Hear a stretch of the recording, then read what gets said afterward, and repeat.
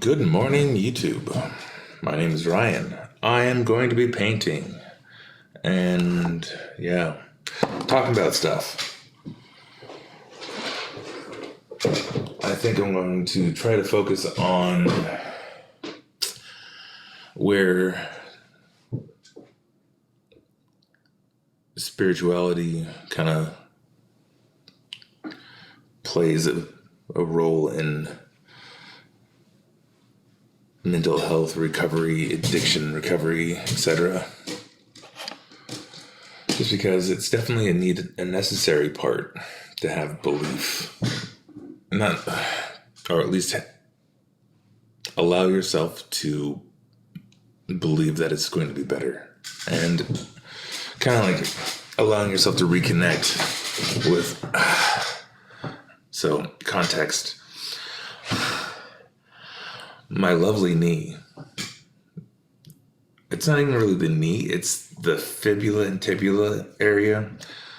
Specifically I think the fibula. I don't know, I'm getting more clarification tomorrow, hopefully. It likes to slip out of place when I'm really relaxed. So like if I'm swiveling back and forth on my chair, not really paying attention, really engrossed in something, it'll go whoop. And Menace is chewing on the power cord to my TV. Stop, please. Anyway. This morning, it was as I was waking up and getting out of bed, so that rolling over motion. And it just refused to go back for about an hour. And that's not kind. So I'm going to be painting today and discussing where belief in knowing that if you listen to the signs, it'll kind of put you in the right path.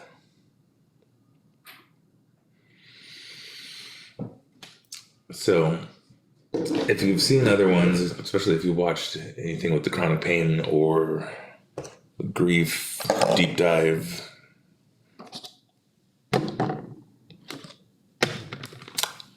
I have some experience in this area and the side effects as far as like what you encounter, etc. And it's neat because, well, I shouldn't say it's neat, but like the spirituality, especially when it comes to like the seeing repeating numbers, that is such a slippery slope from what I've seen in people. So it's really like you have to almost forcefully ignore the desire to look, because it gets obnoxious sometimes, like at least for me it does, because like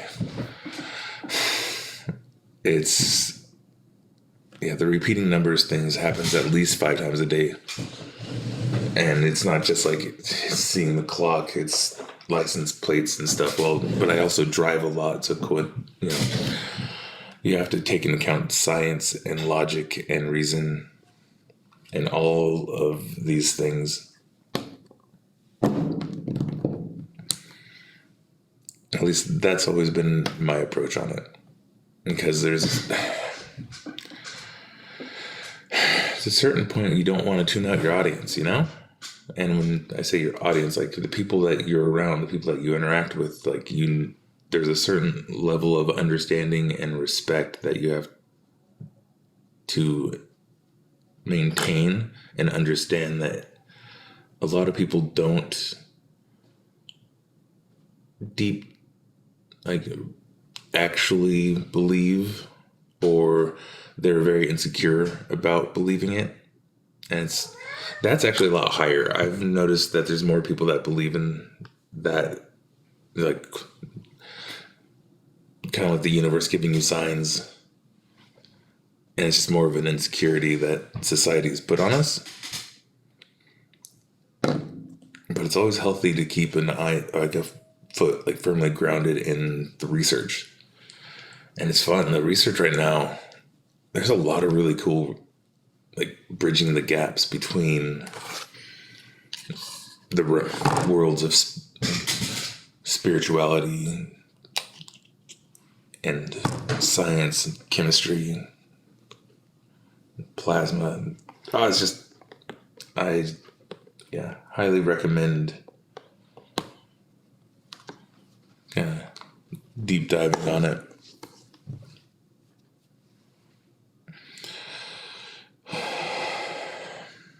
That wasn't really my intent to go in that bad. It's more of like a things I've noticed. So, like, I've noticed if people focus too much on those numbers and seeing patterns and don't have like a good mindfulness practice in place or an ability to keep themselves grounded, they lose their utter minds. And it's very sad.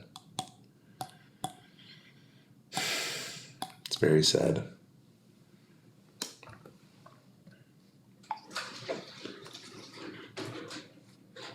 I have a very good friend that went that route. And, as a teenager, you don't really handle that or know how to handle that. So, I hope he's doing well.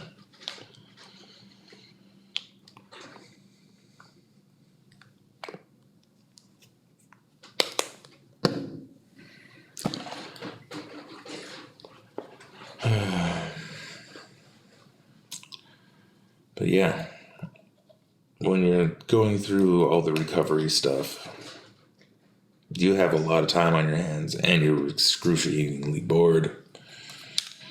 And as my therapist said, it's one of the best things. You know that therapy's working when you're bored and you're okay with it. And that's a very true statement. I've only really come to grasp with what that means in probably the last year or so, learning how to be comfortable with myself and not needing anybody else really around me.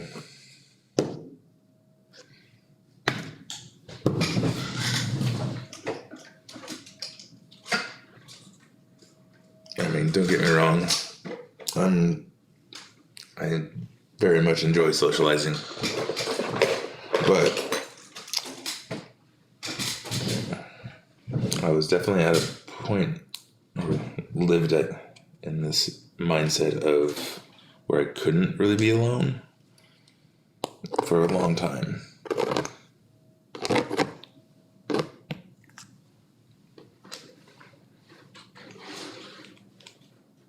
Yeah. So in those times of trying to figure it out and not do anything to compromise myself, which is kind of like what I'm doing right now by taking the day. The knee finally popped in, but man, are the muscles shot. So I can't do my normal 15,000 steps a day on this thing. So gotta listen to it. Gotta take the hit. Because nobody likes to miss work. Especially in this day and age of finance. Yeah. Central California kind of sucks. But oh well. It's a beautiful place. And as long as you're willing to make the sacrifices, it's worth it. Oh, my brushes are in the other room. Oh, well. Finding maybe this one. Forgot to clean this one the other day. No. Going back to where spirituality plays a role in recovery and how it enters it in. There's a lot of people who are going through recoveries, they're usually shunned by religion, or they have a very big chip on their shoulder about it. And so it's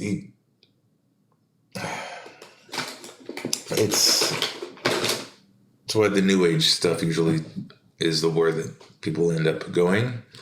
And then within there, you have a lot of piranhas. You just do. I mean, I can't name any of them. I don't. But I think we can all agree there's a certain level of pariah in all of those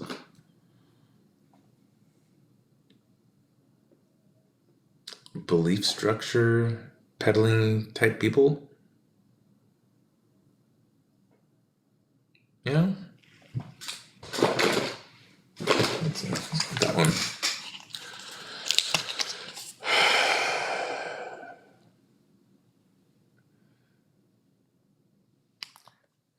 But for me, when I was going through a lot of it back in 2018, I found that I had to tune out everything that was really being shoveled towards me and forcefully try to train my algorithm to give me things that are factual.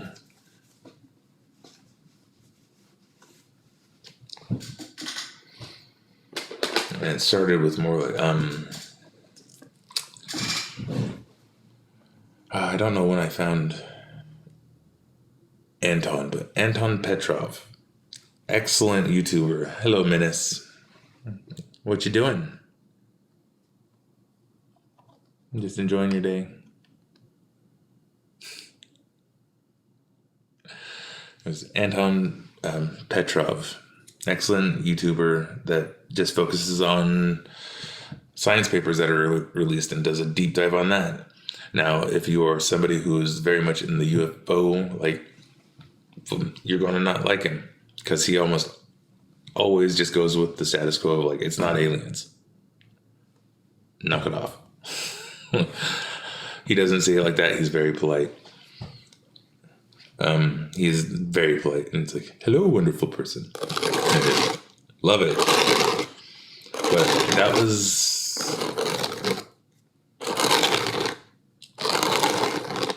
helpful because it helps balance out the algorithm. Because right as I'm experiencing now, since I'm allowing myself to embrace certain new age channels, garbage is coming up so much. And it's like, come on, man. Just because I enjoy tarot and astrology and stuff doesn't mean I don't like science and fun stuff. Come on. Balance it out for me. But that just means I need to delete a bunch of channels because I have a bad habit of just going, ooh, that's nice. Subscribe. And some of those channels turn out a lot more garbage than they do good content.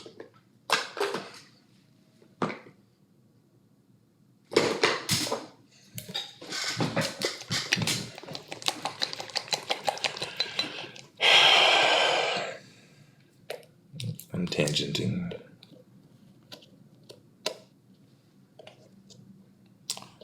But anyways,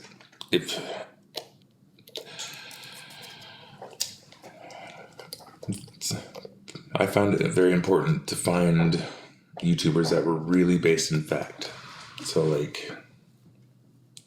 when going into the more alchemical realm and trying to kind of bridging the gaps into the more spiritual realms, you have Esoterica, wonderful channel. I love that guy. I'm going to post his channel and I'll link the video, if it's still up, about the college being super douchey about his professor in free speech, because that was messed up.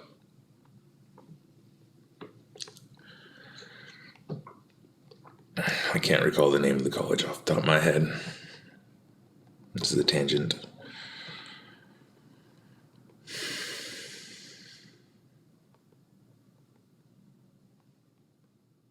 And hopefully it's not up and they actually complied. Bureaucrats. Ugh. Anyway. And then, like, when it comes into the more deep dives into the religion for breakfast is really good.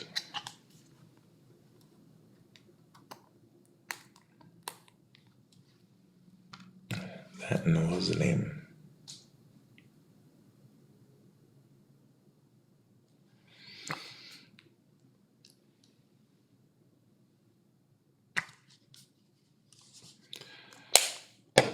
I just find it really good to, like, try to get as much information on all of the various belief systems and structures,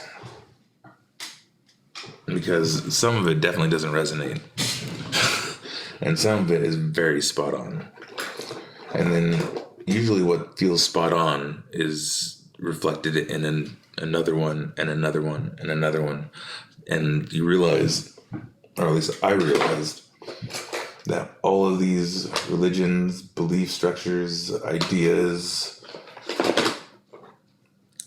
all of them are essentially the mental health services of society throughout the years. And depending on which area of the world and what's naturally occurring, what colors are naturally occurring, what animals are naturally occurring,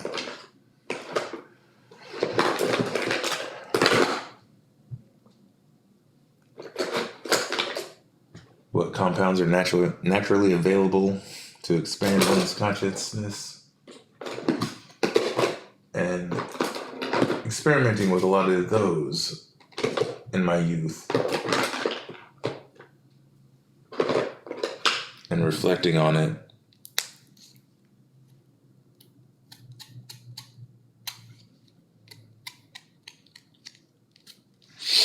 You do realize that different compounds have a different structure, and it's neat. Like, it's, if you go into some of the stories that are passed down in either it's just ways of life, ways of being.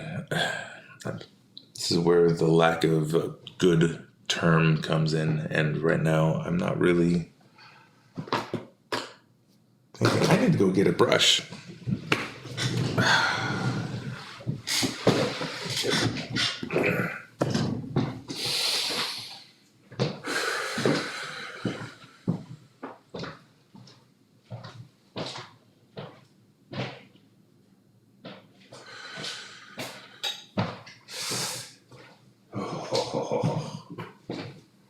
Lovely little muscles.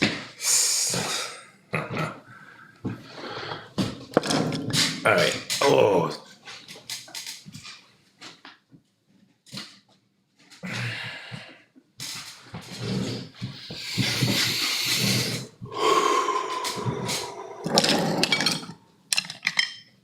As I was saying, allowing yourself to kind of see the patterns in all the different belief structures, for me, allowed me to see that as like the mental health structure. It's like, because when it comes to mental health, you need to have a mindfulness practice, and there's a lot various in meditation and almost like a ritual, and all of these kind of offer that up to some degree. And then I start contemplating on, so, like, where did these come from? Like, why do they, like, where did the practices originate from? How did they discover them? And honestly, the Vedas had a lot more description.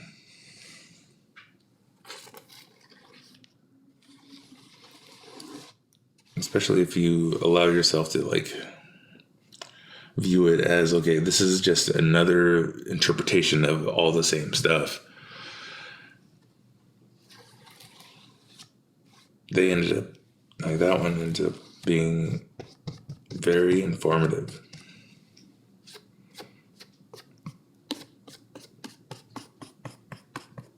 Like, I've always wondered, where does a lot of that ritual come in for the Catholic Church? Like the candle lightings and all, like a lot of that stuff. And I know it comes in Judaism and that, but like, where does that come from? Where do they do it? How? Like, I just have this thirst to know. And the Vedas gave more, I wouldn't say answers, but informative.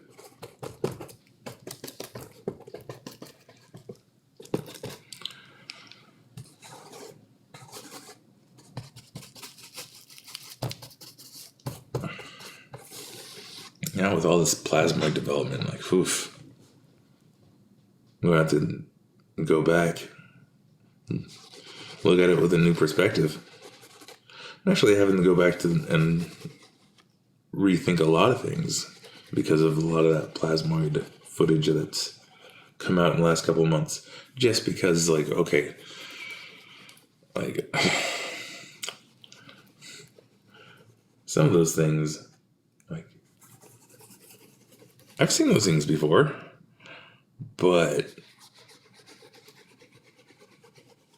that was, back when I was not retired from being a psychonaut. So, like, if those things are showing up in real, and then you just have to take into account the historical, like, if it's more, all those texts are more historical fact than historical fiction, then, like, oof, interesting, so interesting. I mean, it's almost like I read Ender's Game, and then somebody's like, "Did you know that they made Ender's Shadow?" I was like, and then, like, and Ender's Shadow ended up being the better book. So this is a fascinating time to be alive for anybody who has an open mind to all the spiritual stuff. But I was supposed to be talking on the recovery aspect and where it plays in.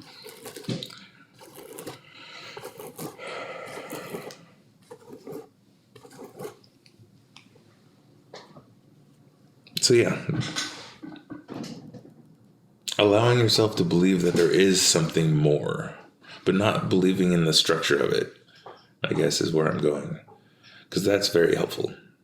And where I ended up coming in, it's like, at the end of the day, it's like, I believe in myself. Like, I can get through this. And, like, so many other people have been able to do this. So when it comes to, like, belief, the only thing that you really need to be believing in is yourself. Like, I believe my intuition is excellent. So when I take in information, especially when it comes to, like, advice through possibly religious places, I mean, I'm going to view it through my intuition.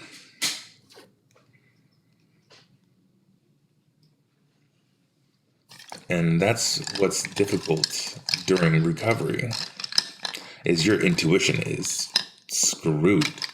And that's where having a good therapist or, like, somebody in your life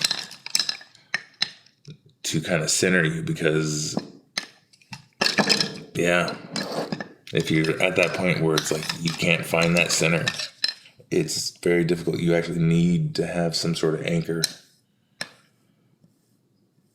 And, like, when my girlfriend died, I had my adopted mom, or her mom, as an anchor, which I was fortunate. And I was able to get through the grief and all that and not relapse. And slowly rebuild my life, because, I mean, it was an utter shambles at that point. Like, I had just like 25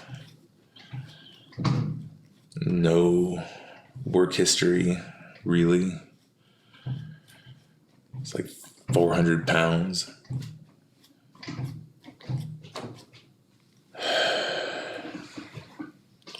And yeah, I had to start over. I only had a GED, so I had to go back to school, get my health in order. Took on Pilates, a lot of hacky sack with like ankle weights and wrist weights and a weight vest. And there used to be these hip weights that were amazing, excellent for recovery, because another part of recovery is finding like vigorous physical activity.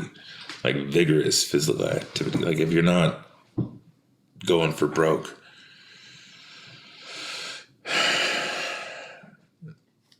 I mean, the demons will find you.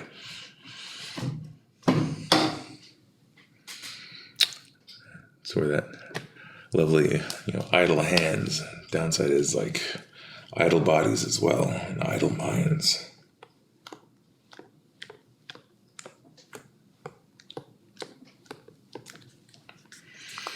Oh, the knee is talking to me. It's like 30-something degrees in here.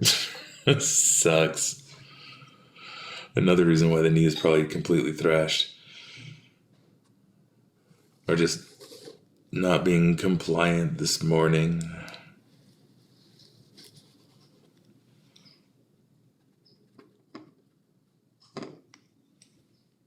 I kind of feel like I might have touched on the topic enough. This is going to be one of those times where it's like, if you feel like I haven't commented enough, or if you have any questions, please feel free to ask. I have no problems doing or answering questions.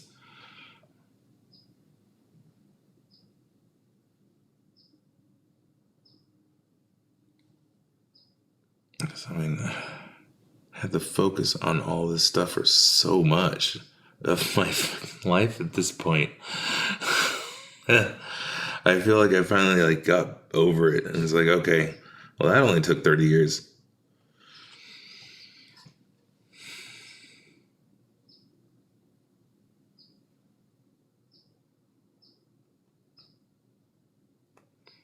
Yeah. And really, the whole point of doing this is too many people have told me to write books. Too many people have told me to do YouTube. And I don't know about you, but I'm the type of brain I can just rattle off. Like, I don't rehearse any of this nonsense. I just roll. But you ask me to write something. Okay.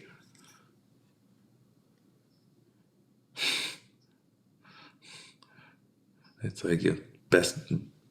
Sometimes I can do it, but it locks up so bad.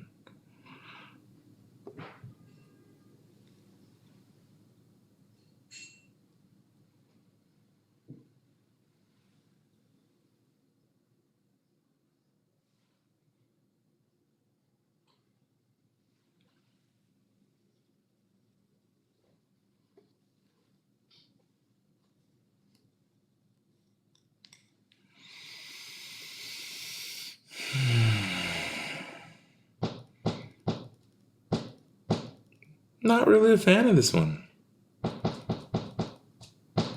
This canvas, it must be cursed. It's had so many layers of paint on it.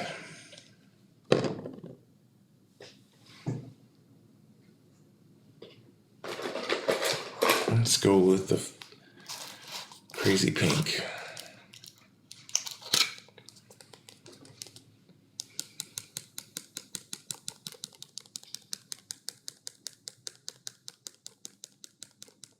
And here's a good one. As far as if you're dealing with mental health issues, it's hard to dig into this early on. So if you're in the thick of it now, maybe wait. But Eternalized and the deep dives into Carl Jung. That man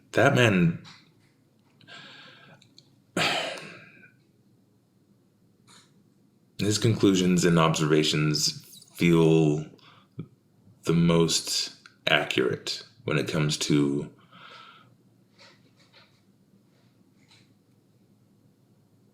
really like understanding the psyche and personality types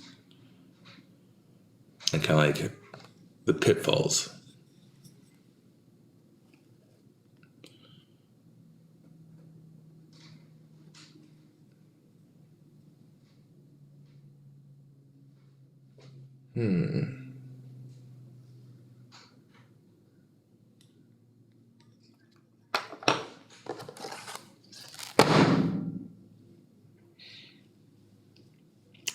That powder.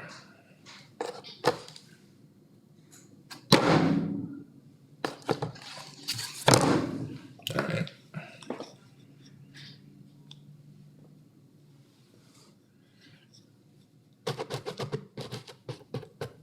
Nope. Nope.